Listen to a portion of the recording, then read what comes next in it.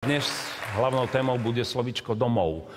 Domov, čo to je domov? No, pre niekoho je to možno miesto, kde sa cíti prijatý taký, aký je, bez výhrad. Možno je to pre niekoho priestor, ktorý sa mu spája so spomienkami na detstvo, alebo možno s ľuďmi, ktorí tie spomienky vytvárali.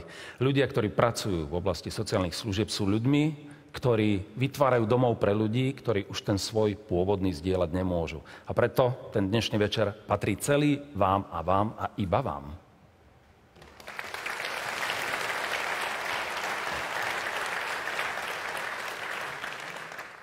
Prvá kategória, ktorú dnes udelíme, patrí zamestnávateľom, teda poskytovateľom sociálnych služieb. Laureáta v tejto kategórii vyberala predsednička asociácie pani Anna Ghanamová. Dom detí Božieho milosrdenstva. Zo silnej väzby rodičov mesta Stropkov a košickej arcidiecézy vznikol priestor, kde sa na handicap pozerá ako na dar. V ťažkých časoch sa pustili do výstavby domčeka, ktorý už 20 rokov poskytuje domov ich deťom. Celý domček vznikol z nespokojnosti rodičov, ktorí mali umiestnené svoje deti v inom zariadení a oni povedali, poďme to robiť inač. Povedali nám, že to je úschovná pre deti a s našimi deťmi sa nič nerobilo a my sme chceli, aby naše deti boli napredovali trošku, koľko môžu. Aby sa vedeli o seba aspoň postarať ako tak. Boli to pohnuté časy, kde štátna správa nedávala nejakú perspektívu, že vlastne takéto zariadenie bude možné buď postaviť, alebo ho aj prevádzkovať. Mali sme na účte 25 000 korún slovenských vtedajších a projekt stál 250 000 a celkové náklady na výstavbu domu detí bolo podľa tohto projektu 9,5 milióna korún. Tak, áno. Aktuálne realizujeme 94. projekt v poradí a všetky tieto projekty nám umožnili zveladiť činnosť, rozšíriť ponuku rôznych terapií, záujmové činnosti. Hrajú divadielko, samostatní, vedia sa o seba postarať. Z toho máme radosť. A my sme šťastní, že sme dokázali nakoniec tých 9 miliónov dať dokopy cez projekty. A hlavná vec je, že sú spolu. Keby ste videli, jak oni si navzájom pomáhajú pri rôznych činnostiach. Tí, ktorí sú mobilní, pomáhajú im mobilným, tlačia vozíky, proste jedia spolu, strávia čas spolu, to je úžasné. A tú strechu dáme. Skôr ako vám predstavíme a na javisku privítame víťaza v dnešnej kategórii, mi dovolte pozvať pani riaditeľku spoločnosti Christens, Denisu Havlenovú a riaditeľa spoločnosti Esprit, pána Ľuboša Mišúna. Dobrý večer.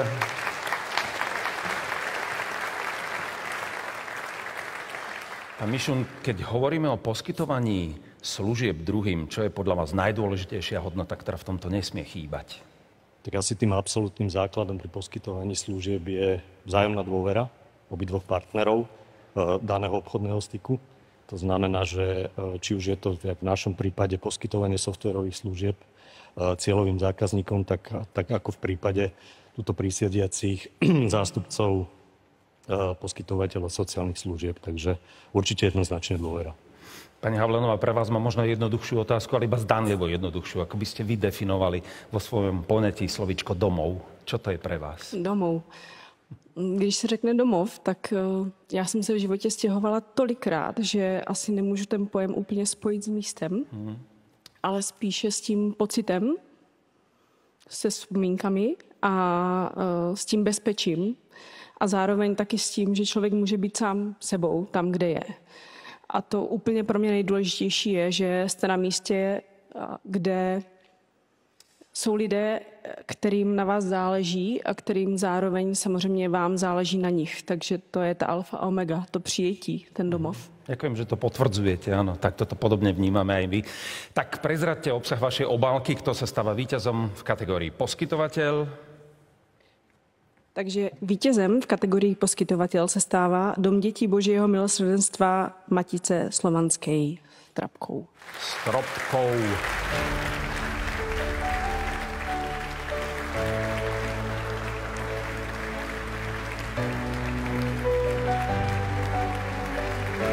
Tento dom zvaný aj domček zastupuje pani Stanislava Hubačová. ktorý prajem tiež dobrý večer. Pani Hubačová, teraz neľahká úloha povedať mene všetkých tých, ktorí tu to ocenenie získali, krátkych pár slov. Tak príjemný dobrý večer prajem. Naše zariadenie práve zajtra slávi 20 rokov svojho vzniku, založenia, tak akože skutočne nemohli sme si prijať krajší darček. Pozdravujem všetkých zakladateľov. A všetko najlepšie k narodeninám. Ďakujeme. Skutočne chcem obrátiť svoju... Môžete, samozrejme, že môžete. Nemusíte čakať na koniec reči.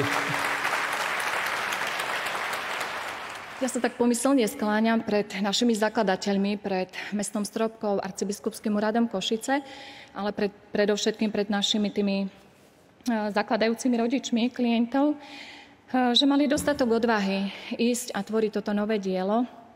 A ja sa tak teším, že sú stále k dispozícii, že nám naozaj ďalej venujú ten svoj čas.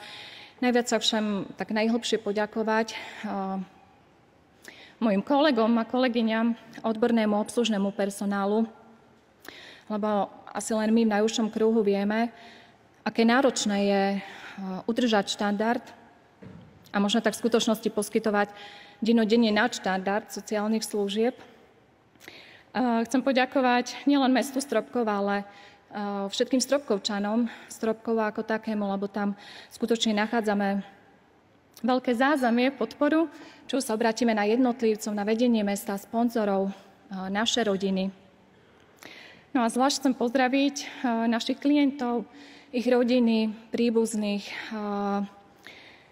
Naozaj obohacujete náš život a prajem predovšetkým vám, aby tie ambulantné služby boli zachovávané, aby boli naďalej podporované aj finančne, aby ste nachádzali v celej spoločnosti takú podporu a nachádzali blízkosť. Aj my z Domčeka sme vám mohli tvoriť taký ten pomyselný druhý domov. Som v závere, ale tak najviac ďakujeme nášmu takému hlavnému manažerovi Domčeka. Ďaká Pánu Bohu za toto všetko. Ďakujem. Ďakujem pekne.